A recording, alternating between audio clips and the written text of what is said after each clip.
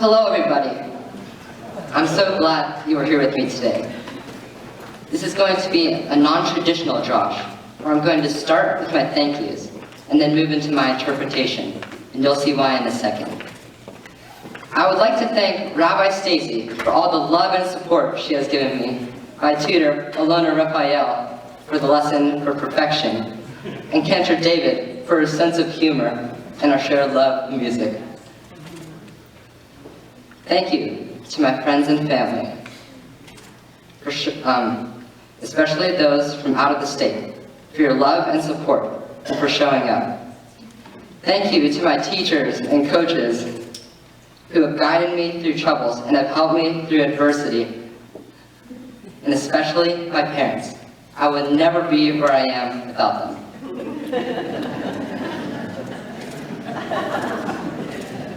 My parasha is Bereshit, and I'll be chanting from the first 5 days of creation. God created the heavens and the earth, and everything that came with it.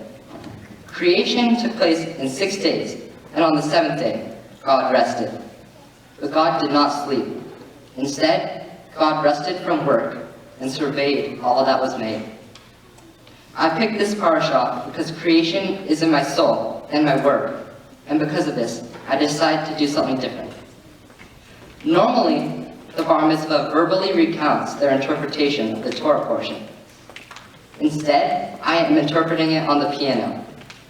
I will explain in words what you are about to hear. I'll be playing a piece that I wrote that expresses the creation of the world. The process of writing this piece helped me realize that it takes lots of time and effort to create something that doesn't already exist. Like writing the first book in the world, you would never know where to start. Interpreting Genesis was not like translating a book written in English to Spanish. You can't just play heavens and earth on the piano. I had to think of it as a metaphor written in the form of music. I would channel my existing memories and feelings to form the characters and settings of Genesis. For instance, I thought of my dogs as the animals. I expressed them as happy and upbeat. Also, if God had just picked one species, it would have been much quicker. God decided to take extra time to create each and everything on the planet. My challenge was, how do I help you understand what I am playing?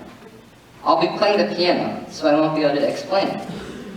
My mom's idea was for her to stand in front of the piano and make a little skit telling about what was happening in the song. I put an end to that thought immediately. I wanted to interpret each day of creation through a musical lens. I left some clues inside the music. Try to use your imagination and envision what parts of the world are being created as I play. Feel free to close your eyes if it helps. Here's the summary. Before day 1, there was pure chaos, and then by the end of day 1, there was night and day. On days 2 and 3, you'll hear my interpretation of the sky and earth forming, and things starting to grow.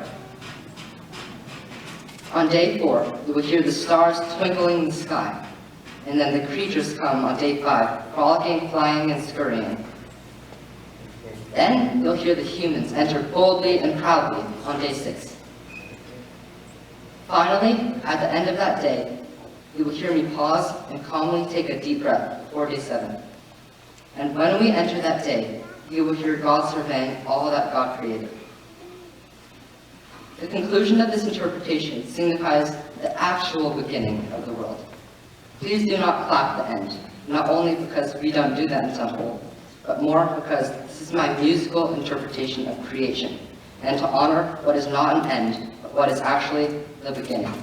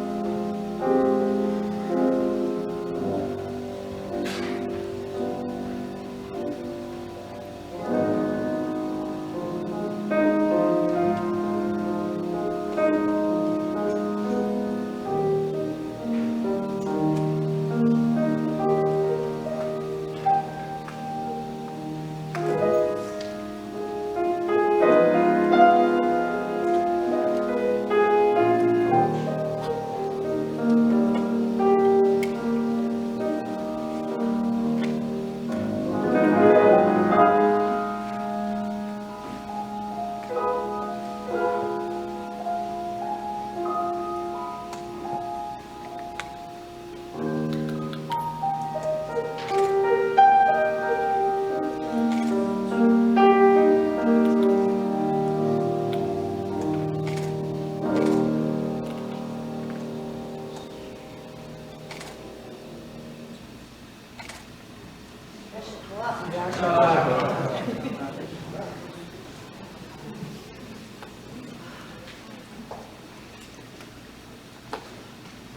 we say yes, you're caught, we don't clap, but can we say, wow? Let's all say that. Wow. Wow. Extraordinary. Thank you for your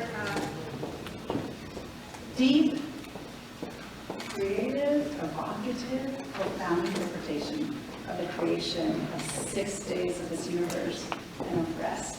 I know that none of us will ever look at Bereshit or Genesis